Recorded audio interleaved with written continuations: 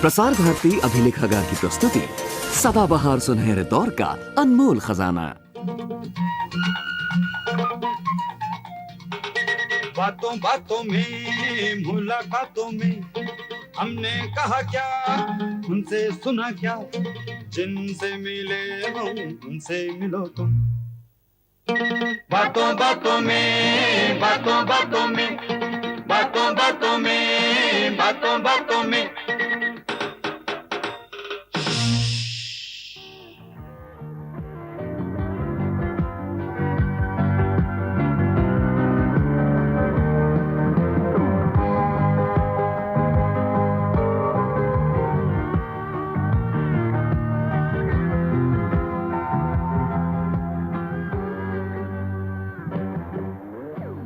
दोस्तों, आज की हमारी बातों बातों में की महफिल के मेहमान हैं खजान सिंह।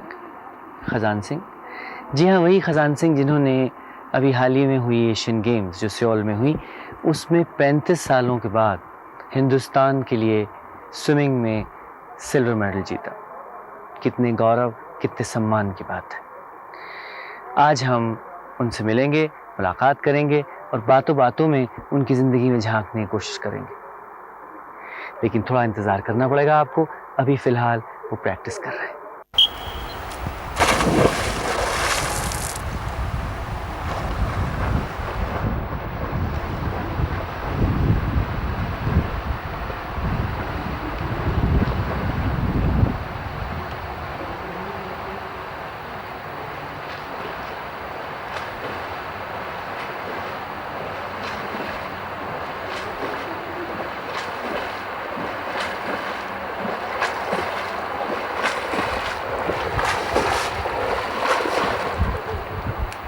आइए खजान भाई, तशरीफ़ रखिए।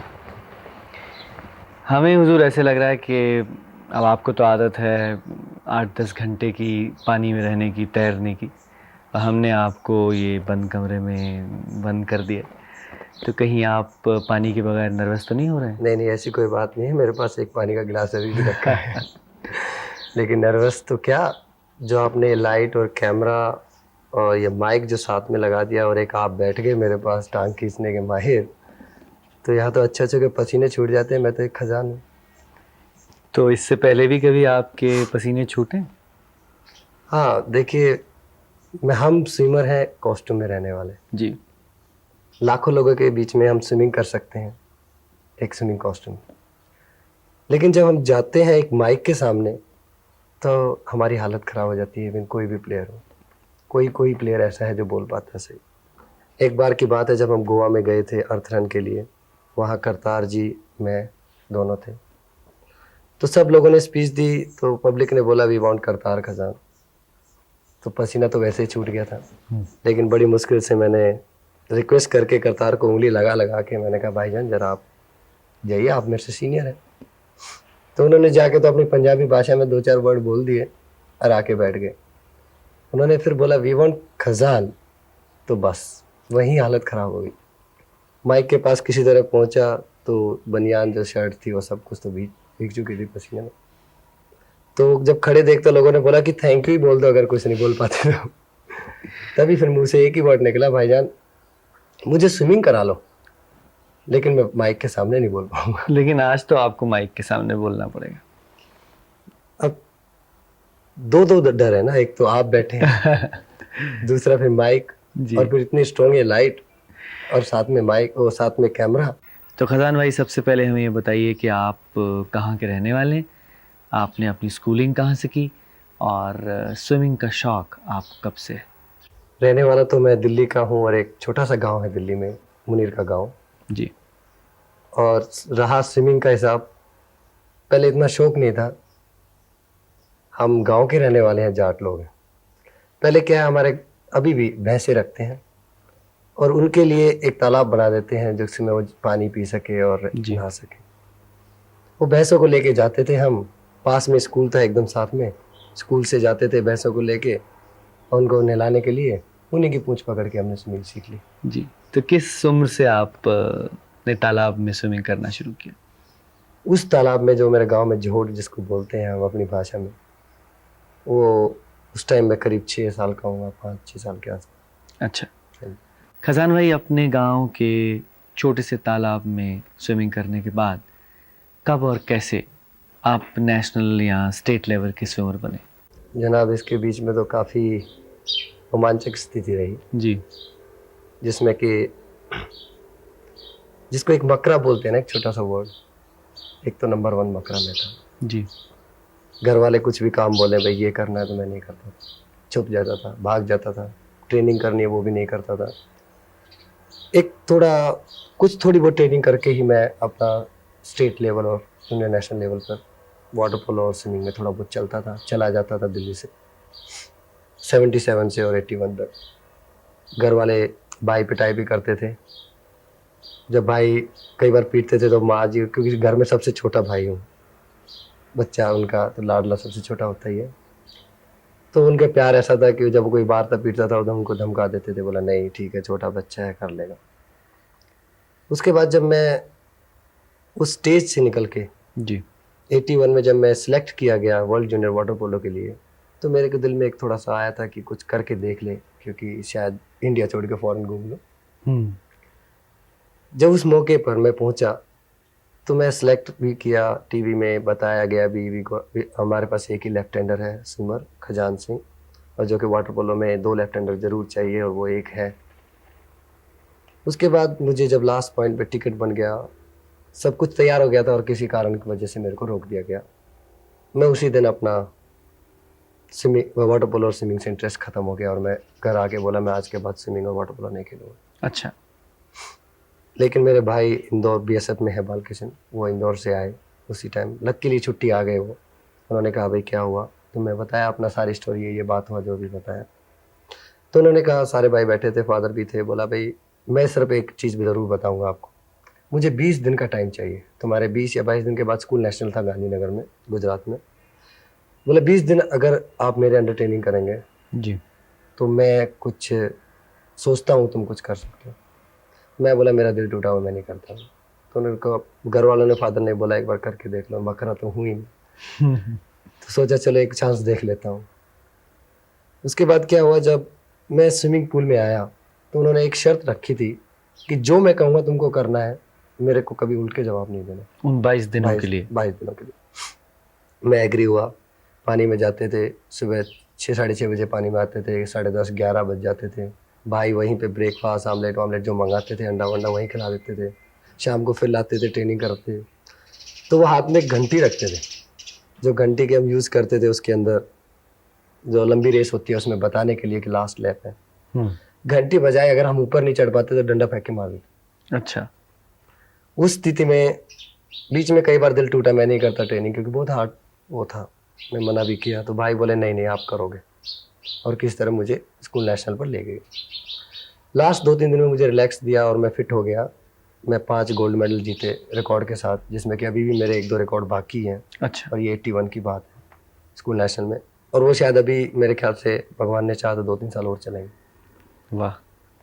तो इस स्टेज से निकलते हुए मैं आया, उसके बाद सीनियर नेशनल गया, वहाँ मुझे ब्राउन्ज मेडल मिला।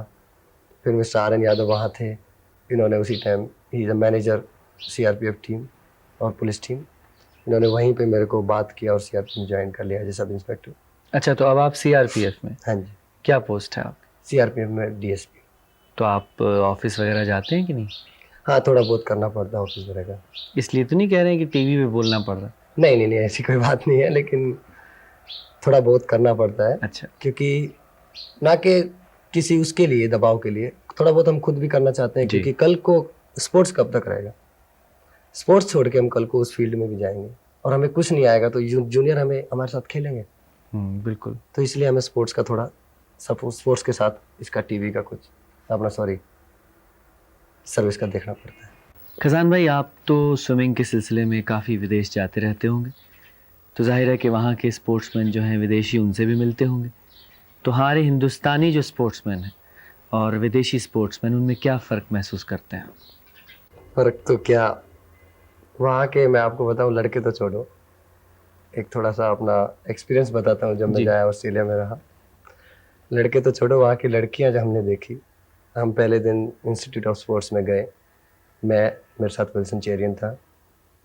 हमने बड़े इजी वे से जाके देखा कि लड़कियां वेट उठा रही हैं। काफ़ी हैवी लग रहा था, लेकिन हम देख रहे थे लड़कियां उठा रही तो हम भी उठा लेंगे।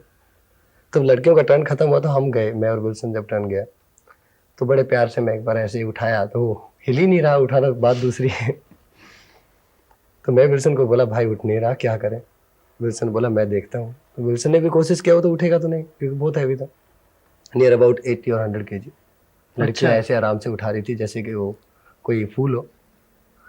उसके बाद जब विल्सन ने एक साइड में बुला के मेरे को बोला भाई सुन, हम कल से इनसे 1 घंटे पहले आके 1 हफ्ता तब आके ट्रेनिंग कर लें, फिर इनके पास आएंगे जो कि इनके बराबर उठा सकें। तो तब से, और रही बात एक और मैं बताऊं, हमारा गांव का मतलब मुनीरका का क्या, इस देश का ये सिस्टम है कि एक बार ब्रेकफास्ट डट के कर लेते हैं, फिर लंच डट के, फिर डिनर डट के कर लेते हैं। वहाँ क्या है, हर घंटे बाद कुछ ना कुछ खाते रहते हैं। अच्छा।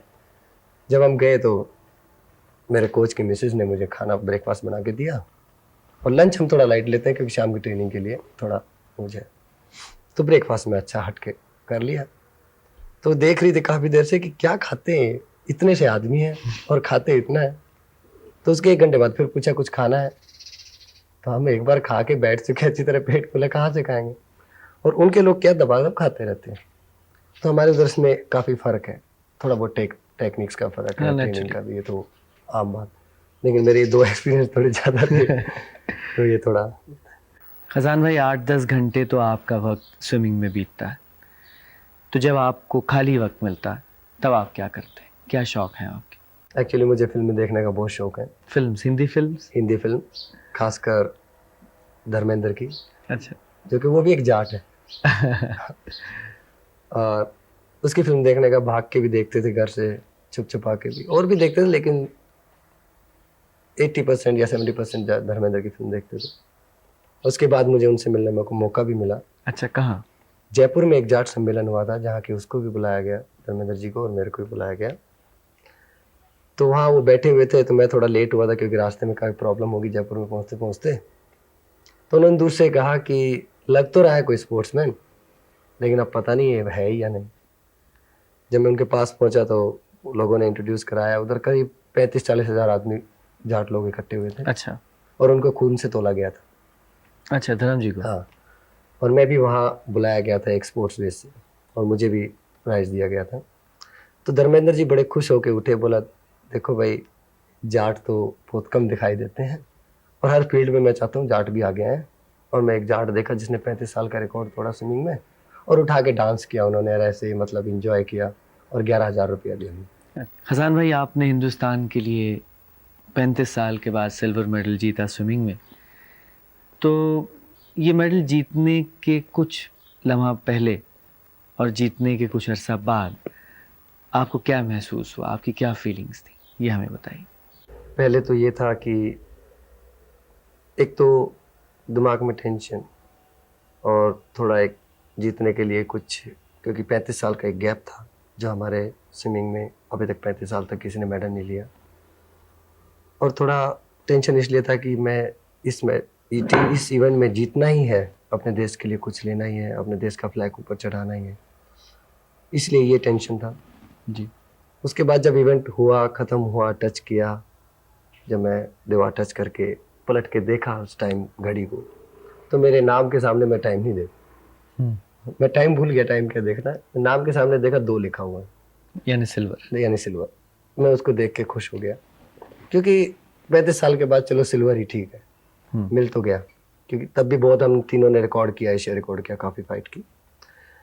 उसके बाद मैं टाइम देखा, बाहर निकला, इंडिया का जब फ्लैग चढ़ा, जब मैं मेडल ले रहा था, तो खुशी के थोड़ा आंसू निकले कि चलो कुछ तो हुआ जब हम आए हैं।